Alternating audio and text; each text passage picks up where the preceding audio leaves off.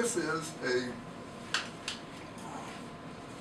this happens to be part of a collection. This is what U.S. bags and guns came in. So this happens to be a 30 millimeter carbine case. I just bought the shotgun in. Well, yeah. But also the M1 has a bigger case. Well, bigger. And my son and I collect World War I and World War II guns, German and U.S. Okay. So the trick in collecting a gun is it has to be precisely a gun of the period. Right. If you're going to collect a Garand M1, pick a date. It has to be in the 40s. In the range. It has to be manufactured in 1942. The bayonet has to be a 1942 bayonet. And the webbing has to be 1942. Yeah. And you gotta go find one and check the serial number and be sure that's what you've got. So we've done that for all of the U.S. and most of the German guns. The Mauser 98 Mauser, with the Luger broom-handed Mauser. Have all those. So this is the case for the carbine because it happens to fit the shotgun. Now, let me show you what this is. This is a shotgun that I can assure you was on a stagecoach or was on a rail in New Mexico, running from Lordsville up to Silver City. My grandfather was stationed at Fort Bayard, New Mexico, which is just outside of Silver City. Fort Bayard was a military operation, was active in the late 1880s, was part of the forts that were built, involved with Indian and the relationships in the region. There was a train that ran from Silver City down to Lordsburg, and then, because it was handling ore coming out of copper mines in the area. And Fort Bayard was, in 1900, switched to be a TB sanitarium, among other things. So my grandfather graduated as a military doctor in 1913 in Chicago. He was assigned to Fort Bayard in 1915 and married my grandmother, and my father was born. And so my father was like 5 years old at Fort Bayard, and the year was 1915. Now my grandfather started collecting guns from Fort Bayard. And I'll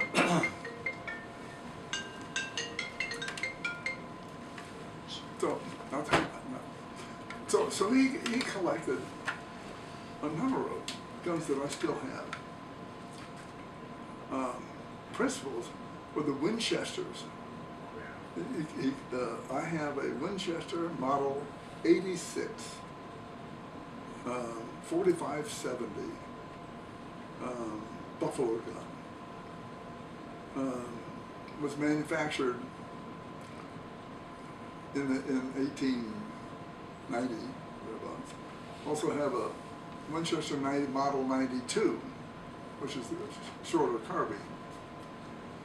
But anyway, so the guns that my grandfather collected were given to my father.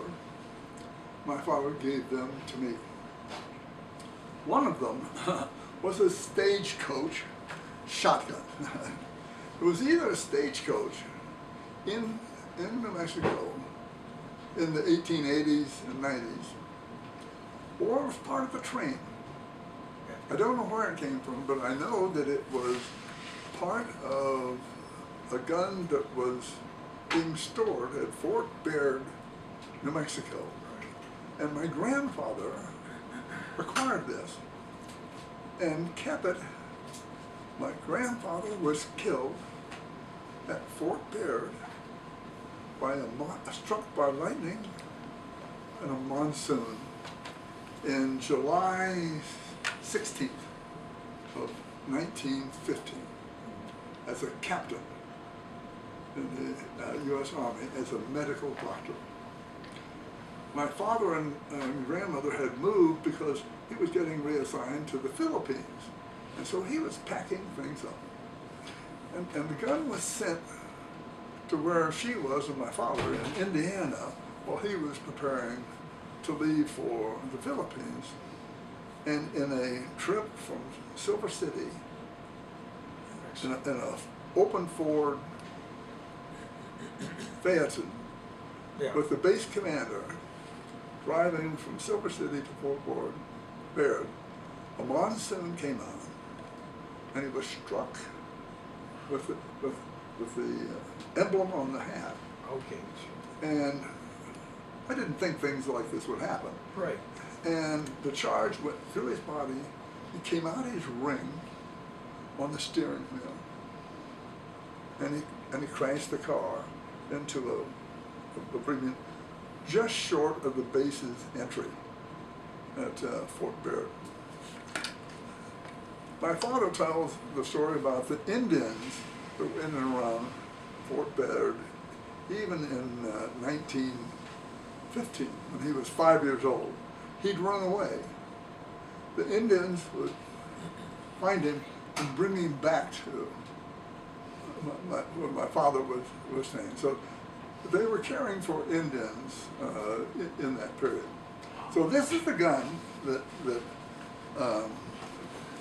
he explained was Oh, okay, that looks familiar. what was a gun A double. that was used as for sure as a stagecoach gun, and could very well have been part of the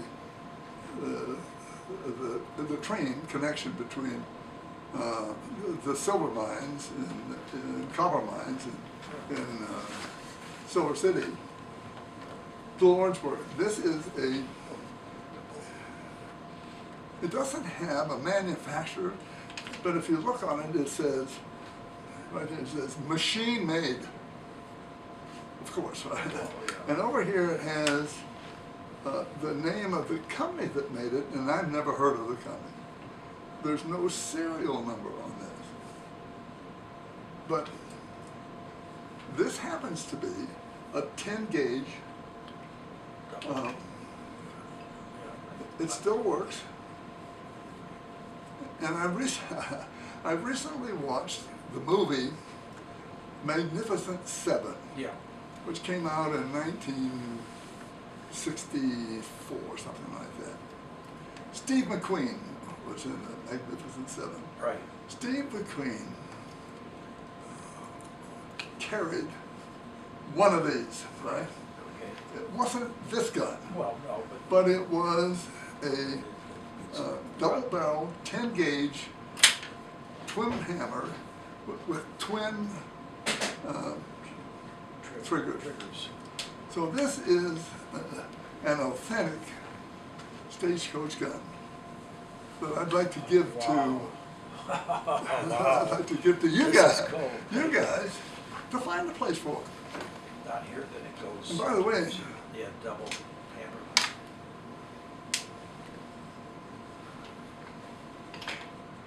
there's nothing in it, You're right. but it still works. Still works. It still works. My grandfather gave me one like this too. Not this, you know, not my age, but isn't this beautiful? If you can get this on there. God. Well, we're a transportation museum, You are, that's exactly right. and so, I'm gonna get back to you here in terms of, oh, that's beautiful.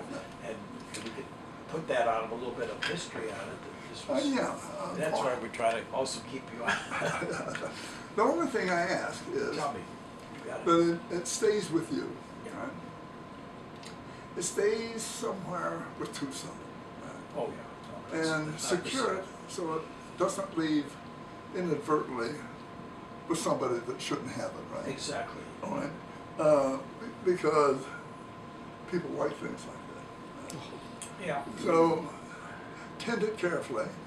It is, I don't know how much value it is, it doesn't make any difference. No, but It has it's historic. historic Value and is if you intrinsic, ever it's intrinsic see value. the movie Magnificent Seven, Steve McQueen holds one of these things and you can see it's the same thing. Yeah. It's a twin barrel, with the twin triggers. Okay. So this is, Wow. I looked at this. It's been repaired, Yeah. which is how you did things back in Well, 1890, right? You didn't throw it out. You throw it around, No, right? no, you And somebody fixed it with nails and repaired it through here. wow, it's such a beautiful piece of. Remember? Oh, yeah. Well, No. this is yours. Oh, thank you, Mr. Mayor. Well, we're gonna get some paper out, just help us fill this up. and-